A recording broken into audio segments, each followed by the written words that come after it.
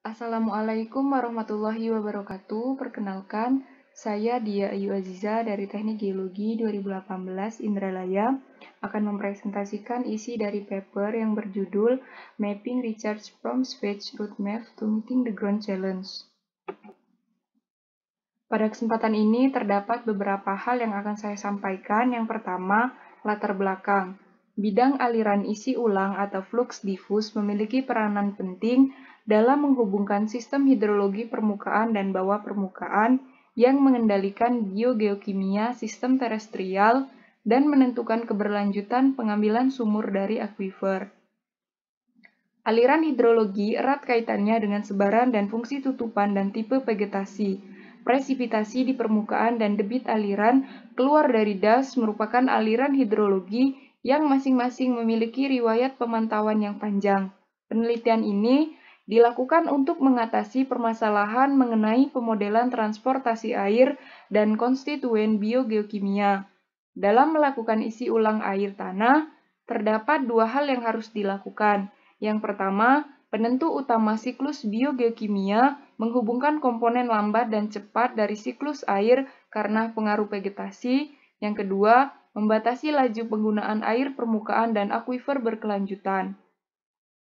Pemantauan jangka panjang dan spasial tentang aliran pengisian ulang telah menjadi tujuan yang disajikan melalui ruang angkasa dan udara dengan teknik penginderaan dan interpretasi data. Pendekatannya mengandalkan penginderaan jauh gelombang mikro untuk mengukur keadaan permukaan tanah di hadapan atmosfer dan tutupan vegetasi yang menipiskan dan mengganggu sinyal saat bergerak dari permukaan ke sensor. Penekanan pada sistem radar tersebut juga bermanfaat untuk mengetahui karakteristik resolusi spasial tanah. Metode penelitian. Yang pertama ada metode pengukuran langsung, yang kedua metode tidak langsung. Pengukuran langsung meliputi pengisian ulang yang dilakukan dengan menggunakan lisimeter, meter rembesan, dan pelacak kimiawi. Langkah yang dilakukan adalah melalui pengukuran titik luluh yang mungkin bukan karakteristik kondisi skala besar. Pemasangan jaringan instrumen pemetaan ini tidak praktis. Metode pelacakan kimia dapat dilakukan dengan perkiraan pengisian ulang untuk area luas yang efektif. Kendalanya pada metode ini hanya dapat dilakukan secara eksperimental. Pendekatan tersebut tidak dapat diskalakan untuk memberikan pemetaan skala besar dan perkiraan global. Lisimeter merupakan alat yang digunakan untuk mengukur keseimbangan air yang dihasilkan dari tumbuhan dan tanah yang ada di sekitarnya. Pelacak kimiawi merupakan teknik pengukuran padat dan hanya bisa dilakukan secara eksperimental, tidak bisa dilakukan pada daerah yang luas. Yang kedua itu metode tidak langsung. Untuk estimasi pengisian ulang bergantung pada hubungan antara pengisian ulang dengan pengukuran lainnya, misalnya endapan, debit aliran, dan yang lainnya. Melalui penggunaan metode ini telah diperkirakan secara tidak langsung sisa neraca air permukaan atau bawah permukaan. Perkiraan pengisian ulang menggunakan teknik residual tidak dapat memisahkan struktur model dan parameter, kesalahan observasi, dan kesalahan penutupan lainnya dari nilai aliran yang diidentifikasi. Metode ini menggunakan penginderaan gelombang mikro.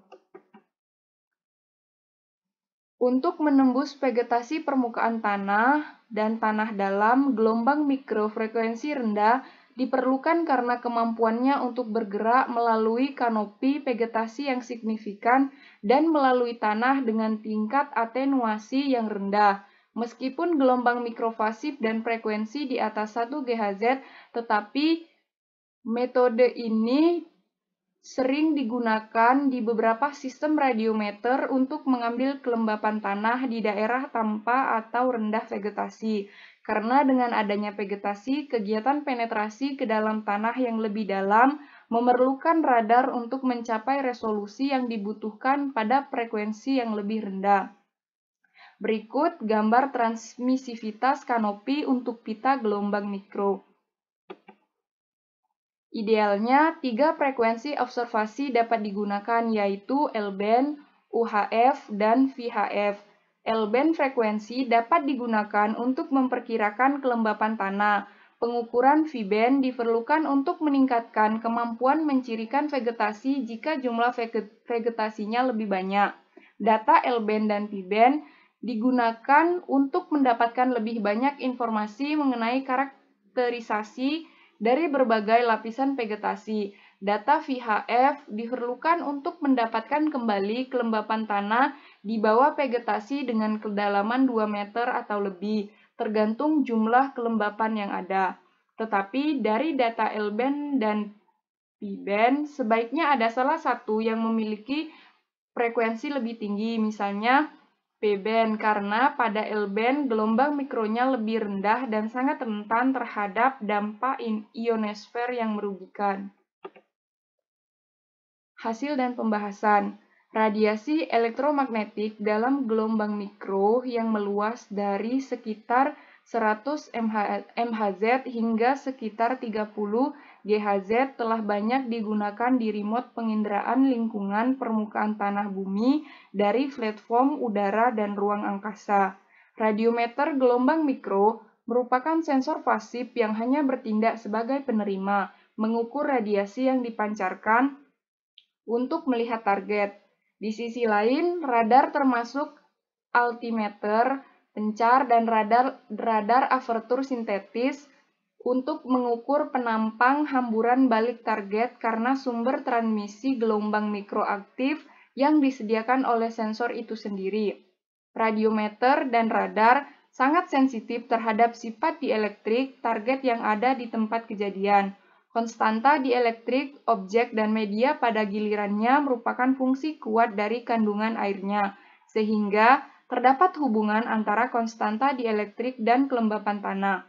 Pengukuran radiometrik, pengukuran kecerahan suhu telah terbukti kurang sensitif dibandingkan radar terhadap parameter geometris, seperti kekasaran permukaan tanah atau sifat struktural vegetasi yang membantu membatasi variasi dalam pengukuran yang diberikan dengan kadar air saja. Di sisi lain, radar cukup sensitif terhadap parameter geometris, selain dielektrik konstansa yang dianggap sebagai kekuatan karena memungkinkan untuk merancang parameter pengukuran guna mengoptimalkan kandungan informasi data untuk sifat kelembapan dan geometris. Selanjutnya ada konsep MOS dan hidros. Observatorium gelombang mikro subkanopi dan bawah permukaan MOS adalah radar apertur sintetis sistem yang mengorbit bumi dalam pengembangan konseptual dan teknologi sebagai bagian dari NASA. Instrumen Kantor Teknologi Sains Sistem Bumi Matahari Program Inkubator untuk Global, beberapa tantangan teknologi untuk implementasi misi antariksa MOS telah dipelajari dan solusinya telah matang. Ini termasuk desain antena apertur besar dan pembuatan prototipe sistem umpannya, analisis interferensi frekuensi dan koreksi efek ionosferik. Periode pengamatan ulang yang diperlakukan selama 7-10 hari memberlakukan persyaratan pada lebar petak instrumen dan juga ukuran antena. Secara khusus, untuk periode pengamatan berulang 8 hari, kedua frekuensi memerlukan panjang antena 30 meter, sedangkan masing-masing memerlukan lebar antena yang berbeda. Hydrosphere State (HYDROS) dikembangkan sebagai tanggapan atas panggilan untuk misi eksplorasi bumi yang diusulkan di bawah program NASA. Pada tahun 2001, desain HYDROS menggunakan instrumen gelombang mikro radiometer dan radar L-band gabungan untuk mengukur keadaan hidrosfer daratan secara global dari luar angkasa. Aspek unik dari aplikasi hidros adalah kebutuhan untuk memutar antena. Pada ketinggian 670 km, reflektor harus diputar pada kecepatan 14,6 rpm untuk menjaga kedekatan agar tidak tumpang tindih. Pengukuran dilakukan di sepanjang arah lintasan. Desain hidros juga mencakup radar untuk resolusi yang lebih tinggi, tetapi data MOS yang akan datang sangat berharga untuk penyempurnaan ilmu pengetahuan dan aplikasi operasional. Kesimpulan, paper ini membahas tentang radiasi elektromagnetik dalam gelombang mikro yang digunakan untuk radar penginderaan luar angkasa yang beroperasi pada GHZ dan rentang frekuensi sub-GHZ. Tujuannya adalah untuk memungkinkan pengukuran yang lebih langsung dari faktor-faktor yang memungkinkan pemetaan bidang pengisian ulang dan penguapan air di atas landscape terestrial. Paper ini juga menjelaskan beberapa interpretasi teknologi dan data peta jalan untuk mencapai tujuan sains dan aplikasi. Pendekatan menggunakan asimilasi data teknik untuk menyimpulkan pengisian ulang dari kelembapan tanah. Mungkin hanya itu yang dapat saya sampaikan. Saya akhiri. Wassalamualaikum warahmatullahi wabarakatuh.